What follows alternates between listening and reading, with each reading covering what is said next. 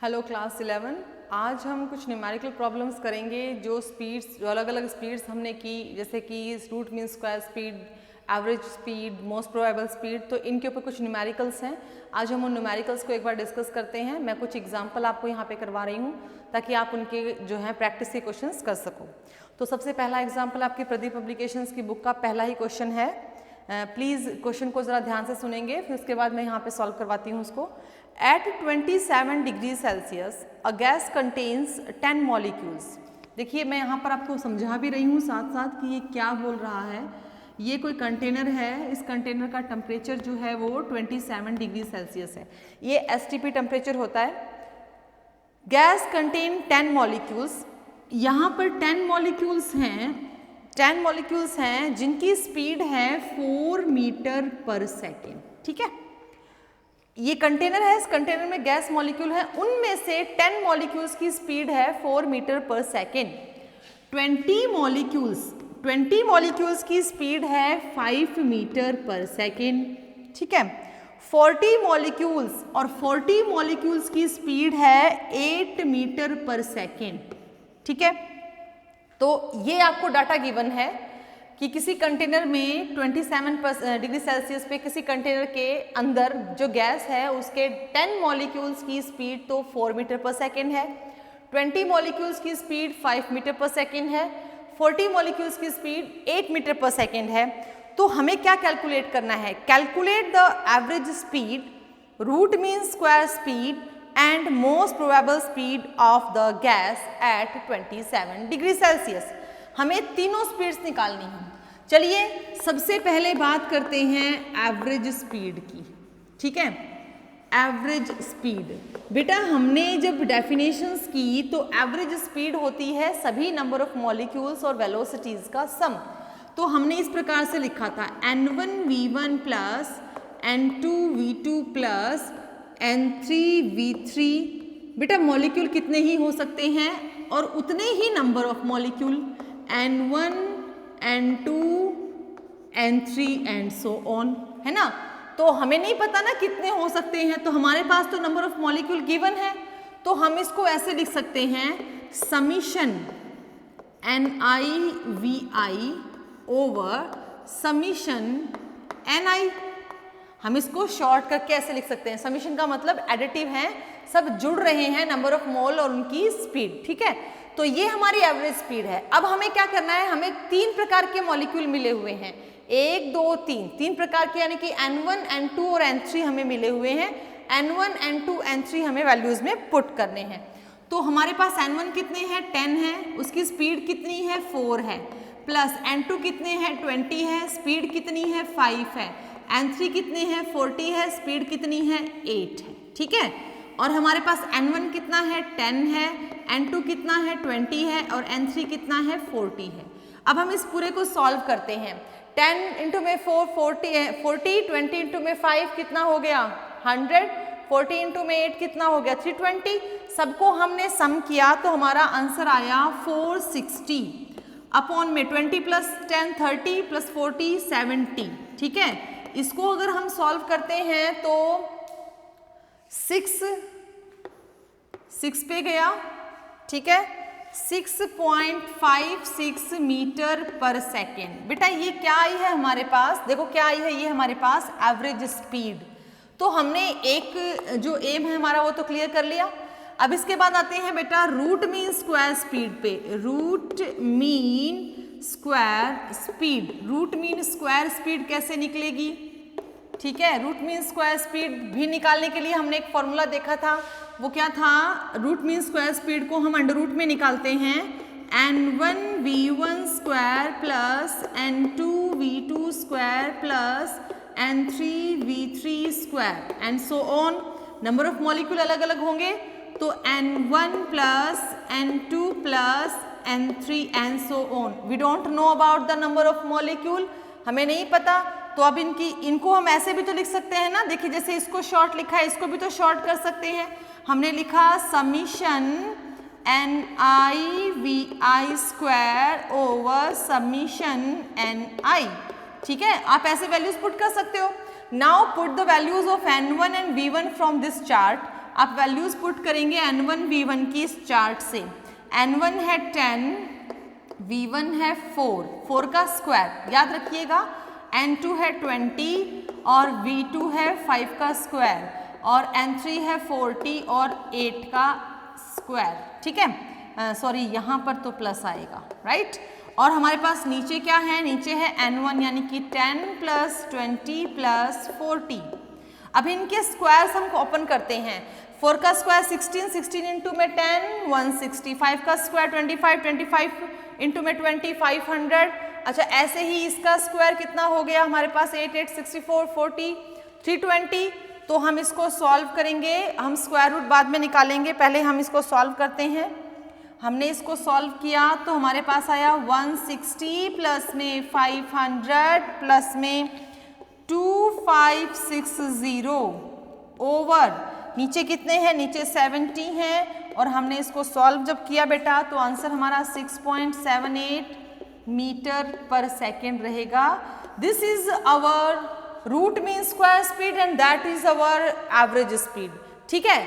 और हमारी जो लास्ट में थी बेटा वो थी हमारी मोस्ट प्रोबेबल स्पीड। तो यू जस्ट रिमेंबर दैट, मैं यहाँ पर लिख रही हूँ, आप कंफ्यूज ना हो। मोस्ट प्रोबेबल स्पीड के लिए यानी कि सी स्टार के लिए, सी स्टार से रिप्रेजेंट किया था, उसमें हमें अपनी वीडियोस में देखना आप, उसके लिए रिलेशन निकाला था 0.816 इंटू में सी, और सी कौन होता है, सी स्क्वायर स्पीड होती है, दिस इज सी, और एवरेज स्पीड इज सी बार, ठीक है। तो C के साथ अगर हम इसकी मल्टीप्लिकेशन करते हैं तो हमें कौन सी स्पीड मिल जाती है, मोस्ट प्रोबेबल स्पीड। तो 0.816 इंटू में C की वैल्यू कितनी है 6.78।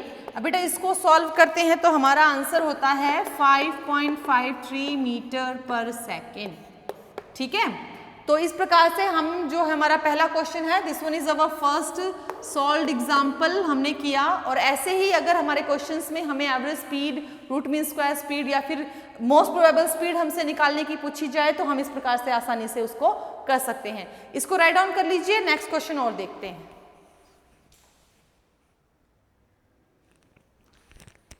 चलिए बेटा एक नेक्स्ट क्वेश्चन जो है वो हमारे फॉर्मूलाज पे बेस्ड है, जो हमने फॉर्मूलाज किए हैं। मोस्ट प्रोबेबल स्पीड का फॉर्मूला हमने किया, हमने एवरेज स्पीड का किया, हमने रूट मीन स्क्वायर स्पीड का जो formula related with temperature and the gas equation, तो उसी से रिलेटेड एक क्वेश्चन है।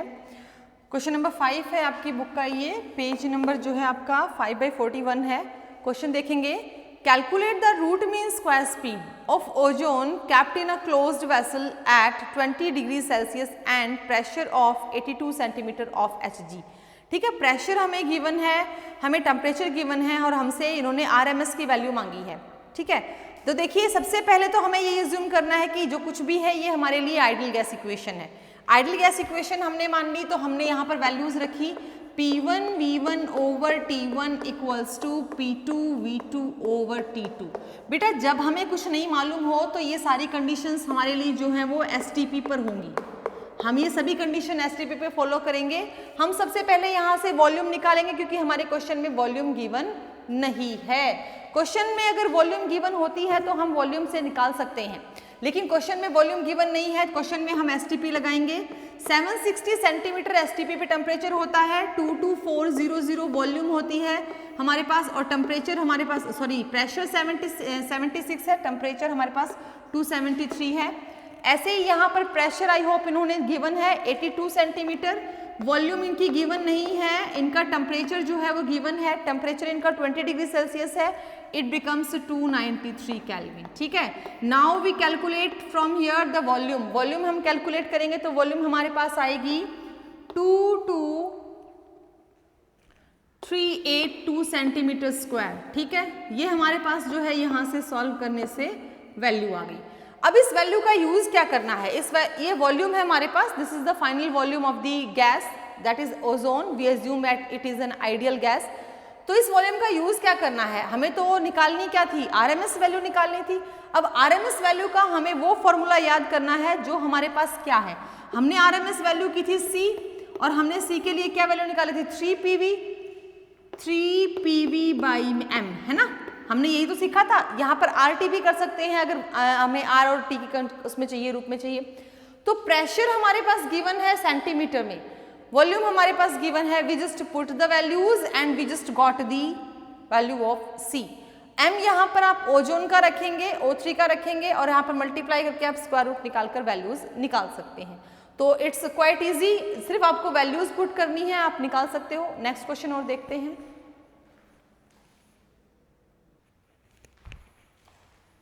चलिए बेटा एक नेक्स्ट क्वेश्चन है, ये भी कंपैरिजन का ही है, बार बार आ जाता है, ऐसे क्वेश्चंस पूछ लिए जाते हैं वैसे तो। At what temperature average velocity of oxygen molecule is equal to the RMS velocity at 27 degree Celsius.